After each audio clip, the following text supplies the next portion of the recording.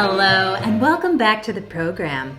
Now, let's continue with one of our favorite series, New to the Job. That's right, Sandra. Let's introduce our new employee, Robert.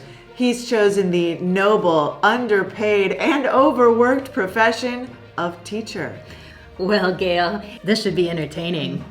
Let's meet Robert now. Hi, I was recently hired as a new science teacher, and I'm so excited to meet my new colleagues. I love teaching science, but I am a little nervous because English is not my first language. I want to make a good impression, but what if I say the wrong thing? Oh, Robert, we desperately hope you do say the wrong thing, as that makes for much better television. Now, let's follow Robert on his first day at the job. First stop, the staff lounge. Oh, hey. Hi. I don't think we've met. I'm Rebecca. Oh, hey, how's it going? I'm Robert. I haven't seen you here before. I haven't seen you here either, because I've never been here. Ooh, this is awkward. Introduce your new position, Robert. I mean, I'm the science teacher. I've never been here because it's my first day on the job. Oh, great. It's nice to meet you. It's also pleasurable to meet you. Ooh, no. Don't say pleasurable. That is inappropriate. It's a small difference, but what you meant to say was, it's a pleasure to meet you too. That's right. You know, English is a very polite language, and it's difficult to know which exact phrases to use in every situation. If only Robert had signed up for the professional English course offered by Breathe English, he would know the perfect phrases to use in situations such as these. Exactly, Gail. Oh, here comes another colleague. Hey, you must be Robert, the new science teacher, right? Hey, yes, I am. Nice to meet you. I'm Carl, by the way. I teach English as a second language. Oh, wonderful. English is my second language. Oh, awesome. If you need any help. Actually, yes. I have a doubt.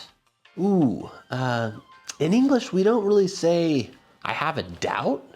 You could say, I have a question, or I'm not sure about something. Oh, thank you. I have a question. Where is room 203? Oh, you're going to the staff meeting. Yeah, come with me. I'll show you.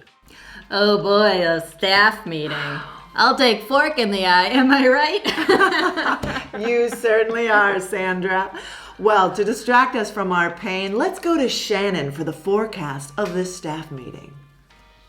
Good day, everyone.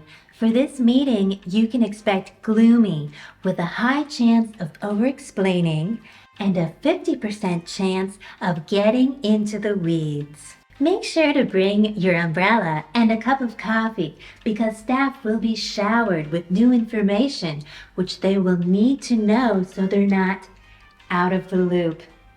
Back to you, Gail. Thank you, Shannon. Wow, great idioms there. Now let's go see how Robert is doing in that staff meeting.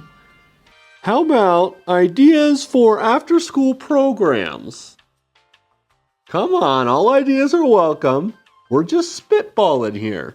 I thought we didn't allow spitballing. I mean, the students shouldn't be spitballing, right? I got one of those in my eye once. It was terrible. Oh no, Robert. Spitballing is an idiom meaning to throw out ideas, to brainstorm. This is truly cringe, and I am loving it. No, Robert. I just mean spitballing, as in throwing ideas at the wall and seeing which ones stick. Oh, it's another idiom. How about ultimate frisbee as an after-school sport? I used to play in college, and it really brings people together. Oh, you play? Dude, I have a team, and we're looking for another player. Please, let's not get sidetracked. Carl, why don't you explain a bit about what this sport is? Yeah, you play on teams, and it's kind of like rugby, but without the contact. You try to get the disc into the end zone, And that's how you score points. Okay, let's not get into the weeds. We can work out the details later, right? What? Weeds? Another idiom. It means talking too much about the details and not looking at the big picture.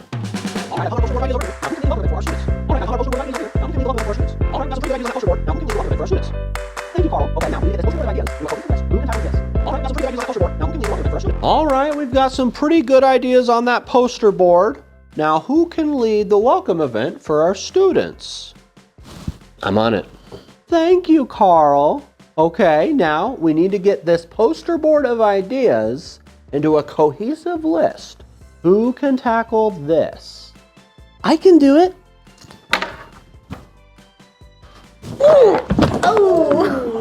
Oh, God. Wonderful. This is even more cringe. I have never seen someone so truly ignorant of English idioms. It's hard to watch, but also I can't look away. To tackle in this case means to take responsibility for a task. But Robert physically tackled that poster. Mistakes can hurt, but at least we learn from them. This looks like it just hurts. Exactly. I wish I could go back in time and sign Robert up for the English for Professionals class. He would have started his job with confidence, knowing the correct phrases to say in the workplace. You said it, Sandra. But instead, he is making some truly terrible mistakes that will probably haunt his teaching career in the future, which, if I'm being honest, is incredibly fun to watch. Let's see what he does next. Hey, Robert. Need some help setting up your classroom? Yes, I do. Organize these books on the shelf. Hang the pictures on the wall. Sharpen this pencil. Clean the desks.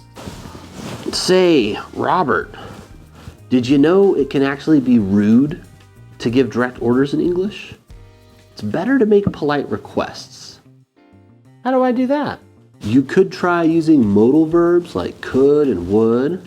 Like, hey, would you mind organizing those books? Or could you sharpen these pencils? Oh, okay. Could you help me unpack those boxes? Yes, that's much more polite. The less direct you are in English, the more polite.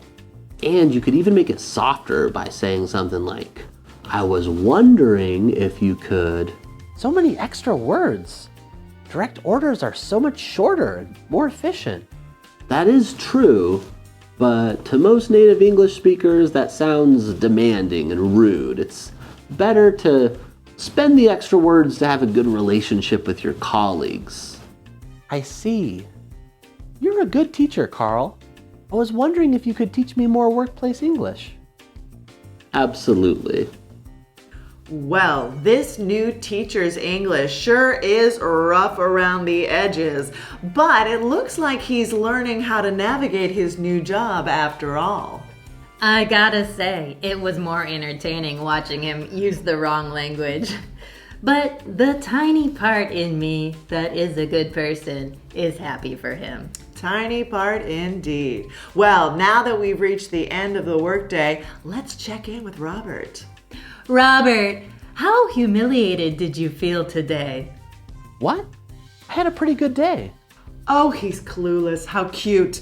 Robert, what was the biggest challenge for you out there today? I think the English idioms and phrases for being polite. I'm really good at my job, but I just wish I'd... Studied professional English for the workplace, presented in a self-paced, easy to understand online course? Yeah, that sounds cool. This course includes classes on how to interview in English, How to write resumes and cover letters. how to negotiate and make requests, Ooh, how about to write emails and messages? Got you covered. as well as speaking in meetings and presentations. Ooh, how about... Resolving conflict?